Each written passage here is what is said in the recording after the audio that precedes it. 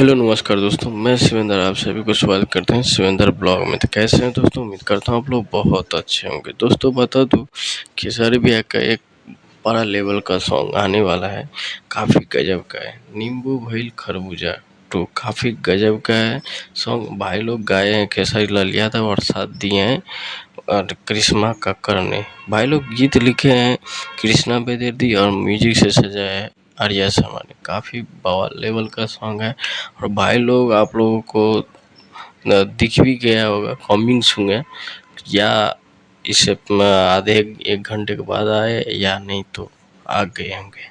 तो भाई लोग बता दूं, काफ़ी गजब का सॉन्ग है और ऐसे ही आप लोग ढेर सारा प्यार देते रहिएगा दोस्तों। और भाई लोग चलते हैं, अगली वीडियो में मिलेंगे फिर से। अपना ख्याल रखिएगा दोस्तों।